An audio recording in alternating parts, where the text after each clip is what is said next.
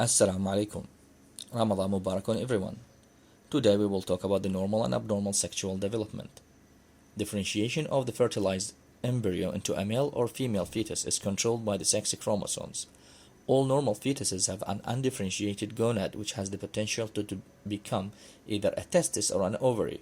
In addition, all fetuses have both Mullerian, the paramesonephric ducts, and Wolffian mesonephric ducts, and the potential to develop male or female internal and external genitalia.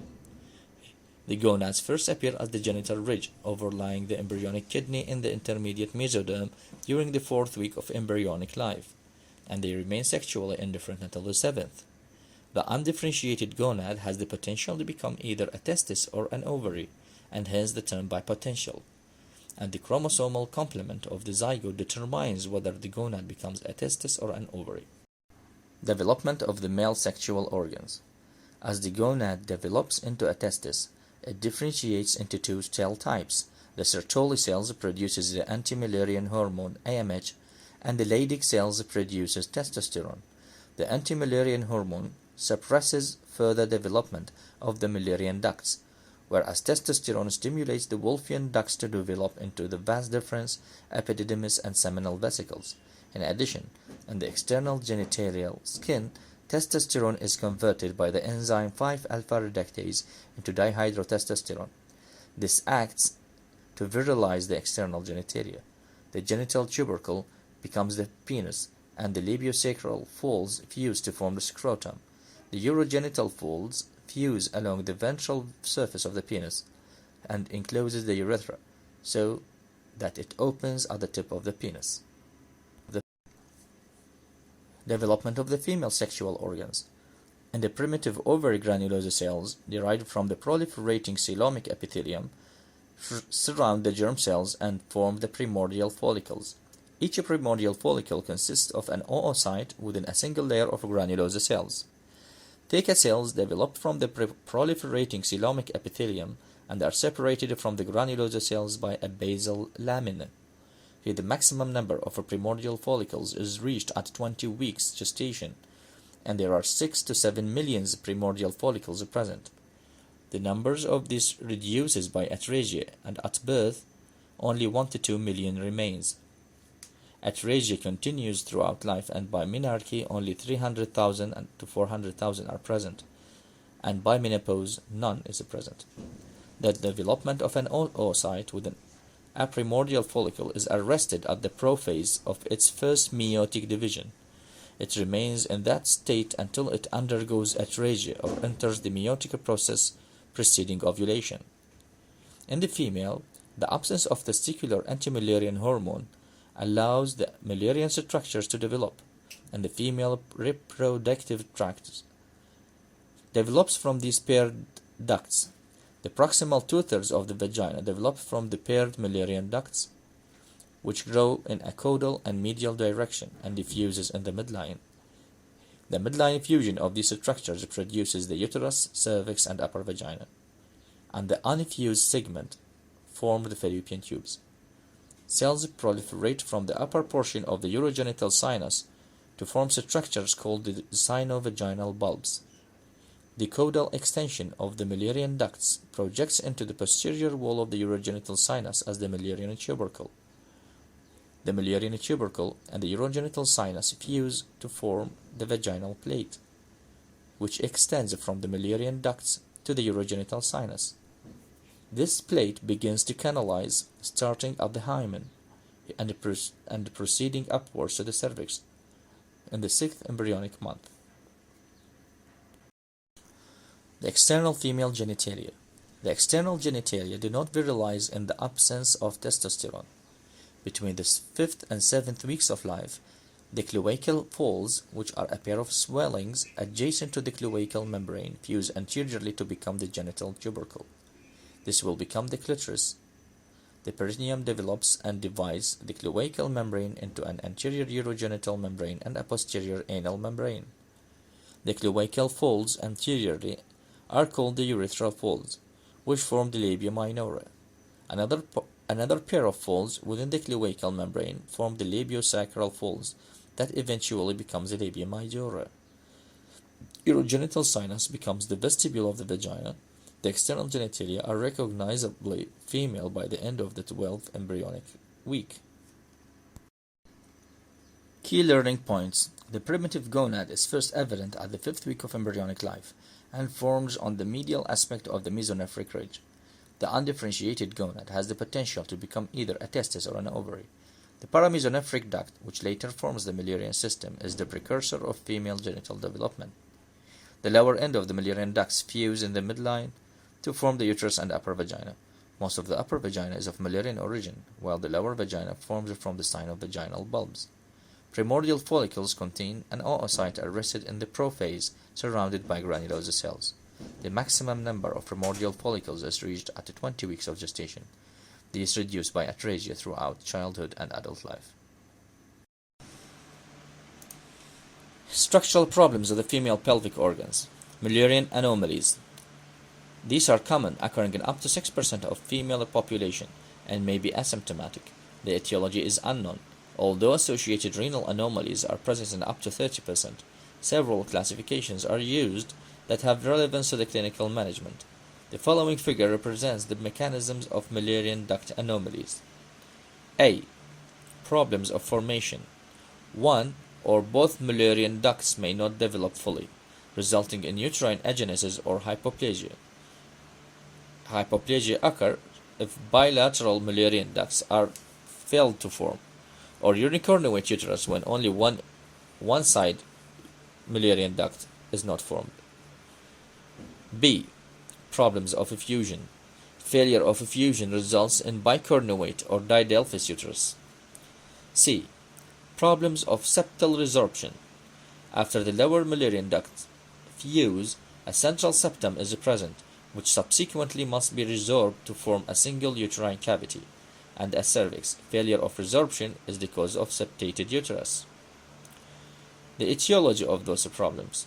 Although teratogenic exposures such as thalidomide, diethylstilbestrol, and radiation have been linked with these abnormalities, the vast majority are likely related to the polygenic and familial factors. We will talk about the effects of Mullerian duct abnormalities on reproduction. It might cause infertility or recurrent pregnancy loss, ectopic pregnancy, prematurity, intrauterine growth restriction, fetal malposition, dystocia at delivery, uterine rupture, increased perinatal morbidity and mortality, dysmenorrhea, obstructed or partial obstructed Mullerian system presented with hematosalpinx, hematocolpus, retrograde menses, and endometriosis, associated with renal and axial skeletal system abnormalities. How to diagnose Mullerian duct anomalies? We can diagnose the problem either by clinical examination, or by 3D ultrasound, or hysterosalpingography, or saline infusion sonohysterogram, SEES or the SHG. Pelvic MRI is 100% accurate in the diagnosis of Mullerian duct anomalies. Hysteroscopy, with or without laparoscopy, or it can be diagnosed by chance as an incidental finding at laparotomy or lower segment cesarean section. The American Fertility Society classifies the anomalies of the Mullerian ducts into 7 classes. Class 1 includes the hypoplasia and agenesis of the vagina, cervix, fundal, tubal, or combined of all of those. Class 2 is the unicornuate uterus, either communicating or non-communicating, no cavity, and no horn. Class 3 didelphys. Class 4 bicornuate, either partial or complete. Class 5 septate, either partial septated uterus or complete septated uterus. Class 6 the arcuate uterus. Class 7 diethylstilbestrol and other drug-related malformations. Class 1. The most common of this group of disorders is the Mayer-Rokitansky-Koster-Hauser syndrome, the MRKH, and is the second most common cause of primary amenorrhea, as Turner syndrome is the most common cause. It is characterized by congenital absence of the uterus and vagina in individuals who are 46XX. Primary amenorrhea with normal secondary sexual characteristics, as the ovaries are normally developed and functional. Inspection of the vulva will reveal that it is normal, but there is a short vagina with a blind ending. Investigations by karyotyping will be normal. Ultrasound and MRI shows the absence of the uterus and the cervix, but the presence of the ovaries. We can use hormonal assays and intravenous pyelography. It can be misdiagnosed as an androgen insensitivity syndrome, so do karyotyping. 40% of patients will have renal anomalies, with 15% have an absent kidney. Vaginal dilator therapy is the therapy of choice for patients with MRKH syndrome. If failed, then do vaginoplasty. Fertility by surrogacy and psychological support is needed in those cases. Class 2. Unicorniate uterus with or without a rudimentary horn. When an associated horn is present, this class is subdivided into communicating or non-communicating. The communicating means there is a continuity with the main uterine cavity is evident. Non-communicating means no continuity between the two cavities of the main uterine body and the accessory horn.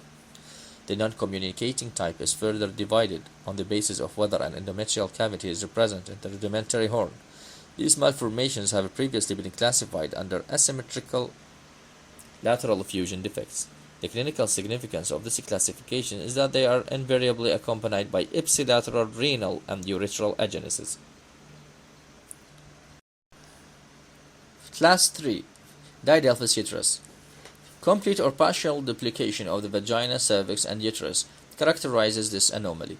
Results from complete non-fusion of both Mullerian ducts. The individual horns are fully developed and almost normal in size. Two cervices are inevitably present. Didelphys uteri have the highest association with the transverse vaginal septum. In those cases, usually we need metroplasty, although pregnancies in such uteri have been reported. Class 4. Bicornuate uterus. Results from partial non-fusion of the Mullerian ducts, the cornual parts of the uterus remaining separate, giving the organ a heart-shaped appearance. The key importance is the prominent fundal cleft, which distinguishes the anomaly from the septate uterus. Class 5. Septated uterus. The commonest type of uterine abnormalities. Results from failure of resorption of the septum between the two uterine horns. The septum can be partial or complete. The uterine fundus is typically convex, but may be flat or slightly concave. It is highly recommended to differentiate between bicornuate uterus and uterine septum. If the case is uterine septum, it can be treated surgically by hysteroscopic resection. But if the case is bicornuate uterus, it must be treated by metroplasty using abdominal approach. Class 6. Arcuate uterus. This form is a normal variant. It is not significantly associated with increased risk of pregnancy loss. Arcuate uterus, there will be mild thickening of the midline fundal myometrium, resulting in a fundal cavity indentation but normal outer fundal contour. Mullerian obstruction. Failure of complete canalization of the Mullerian structures can lead to menstrual obstruction. The obstruction most commonly occurs at the junction of the lower third of the vagina at the level of the hymen, although more proximal obstruction can occur. Presentation with an imperforate hymen is usually with increasing abdominal pain in a girl in early adolescence. The retained menstrual blood flow stretches the vagina, causing a hematocolpus. This can cause a large pelvic mass and, in addition, can usually be seen as a bulging membrane at the vaginal entrance. Treatment is simple, with a surgical incision at the hymen and a drainage of the retained blood. Vestigial structures. Vestigial remains of the mesonephric duct and the tubules are always present in the young children, but are variable structures in adults. The epophoron, a series of parallel blind tubules, lies in the broad ligaments between the mesovarium and the fallopian tube. The tubules run to the rudimentary duct of epiphoron, which runs parallel to the lateral fallopian tube, situated in the broad ligament between the epiphoron and the uterus. A few rudimentary tubules are occasionally seen. The paraphoron. In a few individuals, the caudal part of the mesonephric duct is well developed, running alongside the uterus to the internal os. This is called the duct of Gartner.